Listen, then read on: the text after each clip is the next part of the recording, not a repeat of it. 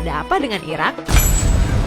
Mungkin kalian sudah sering mendengar negara Irak di berita yang ada lewat TV, online, dan sosial media. Namun, tahukah kalian bahwa ternyata negara Irak ada dalam Alkitab dan ternyata setelah negara Israel, negara Iraklah yang paling banyak disebut. Zaman dahulu belum ada penyebutan nama Irak, namun dengan nama-nama lain seperti Babilonia, Kasdim, Tanah Sinear, Mesopotamia, dan lain-lain. Tapi secara geografis menunjukkan bahwa lokasi tersebut adalah Irak di zaman modern. Apa saja fakta menarik tentang Irak? Yang pertama, Taman Eden berada di Irak. Secara geografis, Taman Eden dikelilingi oleh 4 sungai yakni Efrat dan Tigris. Saat ini, negara yang dikelilingi oleh 2 sungai tersebut adalah Mesopotamia alias Irak. Kejadian 2 ayat 10-14. Artinya bahwa Adam dan Hawa juga diciptakan di Irak. Wah, apakah sebenarnya warga negara Adam dan Hawa dari sisi geografis adalah orang Irak ya, Jesiers? Yang kedua, Mesopotamia yang sekarang Irak adalah tempat lahirnya peradaban. Jika kalian baca di Alkitab, peradaban maju salah satunya adalah di Mesopotamia, bahkan sampai ada kekaisaran.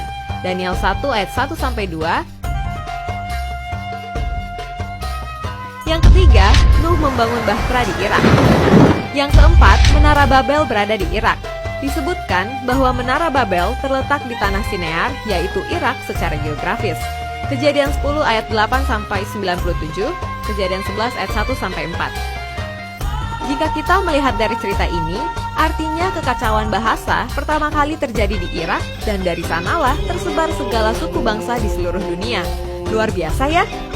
Yang kelima, Abraham berasal dari Ur, yang ada di Irak Selatan. Secara lengkap berasal dari Ur Kasdim atau daerah orang-orang Kasdim. Kejadian 11 ayat 31, Kisah Para Rasul 7 ayat 2-4. Yang keenam, istri Ishak, Ribka, berasal dari Nahor yang ada di Irak. Bahkan Yakub juga bertemu Rahel di Irak saat dia bekerja dengan pamannya Laban di daerah Padan Aram, Mesopotamia. Yang ketujuh, Yunus berkhotbah di Niniwe yang berada di Irak. Niniwe adalah kota kuno yang disebut kota yang luar biasa agung dalam kitab Yunus. Kota ini terletak di tepian timur sungai Tigris dan merupakan ibu kota kerajaan Assyria purba. Situs kota purbakala ini terletak tepat di seberang kota Mosul di provinsi Ninawa, Irak. Yang kedelapan, Asyur yang ada di Irak menaklukkan 10 suku Israel. Asyur atau Assyria, bahasa Inggris Assyria, adalah suatu kerajaan atau kekaisaran yang berpusat di hulu sungai Tigris, Mesopotamia, Irak. Nama kerajaan ini berasal dari ibu kotanya, kota Asur atau Akkadia, dalam bahasa Arab Asur, dalam bahasa Ibrani Asur, dalam bahasa Aram Asur, bahasa Inggrisnya Assyria. Istilah Asyur juga dapat merujuk pada region di mana kerajaan ini berpusat. Pada masa Asyur tua, abad ke-20 hingga ke-15 sebelum Masehi, Asyur menguasai sebagian besar Mesopotamia hulu dan sebagian dari Asia Kecil. Yang kesembilan, Babel yang ada di Irak menghancurkan Yerusalem. Negara Babel yang menghancurkan Israel di masa lampau adalah Irak di masa kini. Babilonia tahun 1696 sampai 1654 sebelum Masehi atau Babel dinamai sesuai dengan ibu kotanya, Babylon, adalah negara kuno yang terletak di selatan Mesopotamia, sekarang Irak, di wilayah Sumeria dan Akkadia.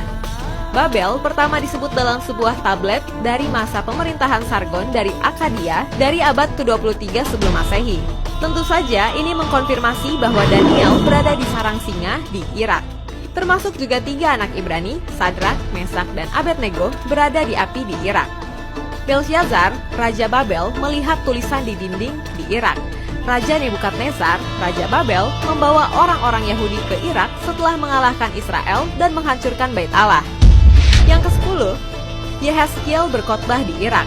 Nabi Yehezkiel adalah satu dari beberapa nabi yang dibawa ke pembuangan di negeri Babilonia.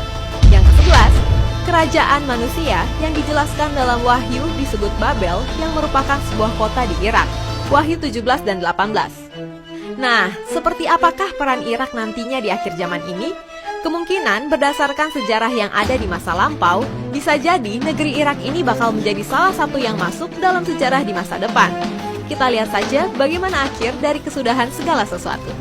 Oke, segitu dulu ya Jesiers. Jika ada usulan atau pertanyaan, silakan masukkan di kolom komentar. Demikian Fakta Alkitab. Kalau kamu suka dengan video ini, silakan di like, apalagi di komen. Karena itu hal yang paling kita tunggu supaya bisa menjadi berkat juga bagi yang lain. Jangan lupa di-share dan subscribe. Aktifkan tombol lonceng kamu untuk notifikasi video-video terbaru kami. Bagi kamu yang ingin memberkati orang lain, kamu bisa mewujudkannya dengan cara mendukung kami untuk terus memproduksi video Fakta Alkitab dengan memberikan donasi minimal Rp100.000. Caranya, kunjungi link ini atau hubungi kami melalui WhatsApp di 0878 7490 5248. Terus saksikan Fakta Alkitab. God bless!